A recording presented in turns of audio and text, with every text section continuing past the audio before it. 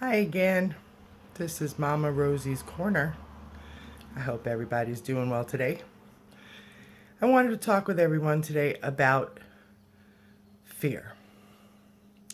Fear can be an overwhelming thing and it affects everything in our lives.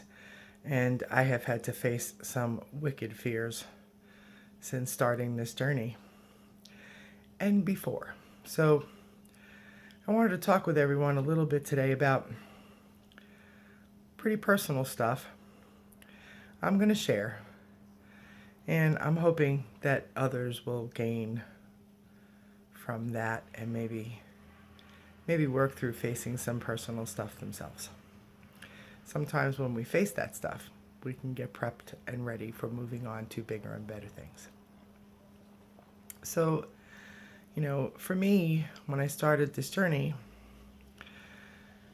I started before Weight Watchers and I kept going to my husband and making comments about, boy, this is all about baby steps. I feel like I'm having to start from the ground up. And it was true. So when I started Weight Watchers and my leader suggested that I have a mantra or, something, a saying that motivated me and kept me going that I could refer back to, it was pretty easy to come up with baby steps because it just seemed like that's what kept coming out of my mouth. And it's been my motto this whole journey. And I still use it all the time because it very simply defines every moment that I have to face myself. In 2015, my mom got sick and died from cancer. And I went out to California for 3 weeks to help take care of her. My sister had been at it for about 2.5 years of my mom living there, and at the very end, it was difficult for her to do everything by herself. It was tax season and she had to work and etc. So I went out to California to help my mom. She passed away in 3 weeks, but those 3 weeks were a life-changing experience for me. My mom was chronically ill. She dealt with chronic pain most of her life.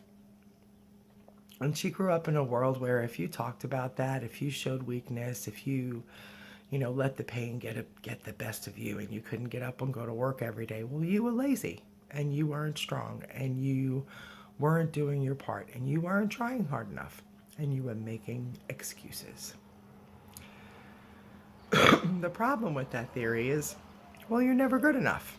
It's like you can never do anything that makes you happy or makes you proud. So at the end of my mom's life, she struggled a lot with feeling like she hadn't done everything she wanted to do and that she hadn't really faced herself. And there I was, all 300 pounds of me, struggling to get up and down the stairs to get to her, fighting every day to deal with my own pains while I was taking care of her. And I realized that I didn't want that to be me.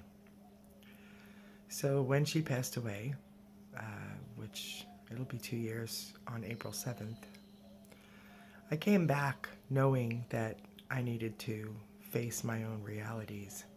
It still took me a little while. Toward the end of that year, around October, I had to do some cleaning house. I had to remove a few people in my life that weren't giving back. I am a very giving person. Unfortunately, I tend to be an enabler, and I help people too much. People that don't want to help themselves, people that constantly come to you for help and assistance, but really don't take the steps to hold themselves accountable. And so I had a few people that I had to work on and remove from my life. And when that happened, I finally decided it was time to take care of me. But I was scared. I didn't know where to start. I didn't know how I was going to make changes. I didn't know how I was going to get out of bed every day and start moving again. I knew one of the first things I needed to do was to start to move. And I was scared. Everything hurt all the time, every day. So I started making changes a little bit at a time, but the fear I had of the medical conditions in my life taking over was overwhelming. And I knew the first step was dragging myself out of that bedroom. So it started tiny, very tiny. I started walking, but at that time I was only able to walk for about 12, maybe 15 minutes, and my body would start hurting and I would come up with a million excuses and I'd be tired and I would stop. Well, if 15 minutes was all I can do, then that was all I could do, but I did it, and I did it every day. It took some time, but 15 minutes grew, and it grew to 20 minutes, and then it grew to 30 minutes, and then it grew to 45 minutes. Now I walk an hour every day. And about a month ago, I decided to start mixing in some running, and I've set my first goal to run my first 5K in September. I am petrified. I am not over the fear yet that I'm going to fall. That is a big fear because of my body situation, or that I'm not going to make it, or that I'm going to end up having to walk it, or that I won't be able to kick cigarettes before then and I won't be able to run for 5K because I won't be able to breathe. But even with all that fear, I know it's something I have to do. I feel it in my heart. And so I'm biting the big one, and I'm going to take the risk. And, you guys will be kept informed. If I fall on my face, I'll let you know. But that's the plan. I'm going to go run in September for St. Jude's. But it doesn't make the fear go away. I still have to fight it. I still have to think about it and face it. And I still have to try to figure out what it is that's causing that fear. And again, for me, it always comes back to confidence. It always comes back to, I'm going to make a fool of myself. I'm going to look embarrassed. I'm going to do something to my body that's going to hurt me permanently. The fear just takes over, and the excuses take over. The location is far away. I won't be able to get there.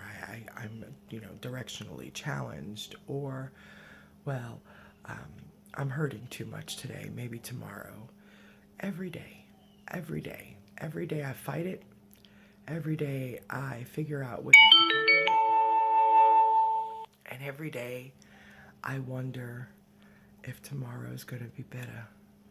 But here's what I've learned. It does get better. And it does get easier to say, I'm going to overcome that. So don't give up hope. Don't let your fear get the better of you. Face it. And when you're facing it, even if you're smack in the middle of it, keep going. Because I never thought I could do some of the things that I'm doing now. So it's possible. Don't give up hope. Never give up hope. That's my message for the day, ladies and gentlemen. It's all about those baby steps. Have a good day. This is Mama Rosie's Corner.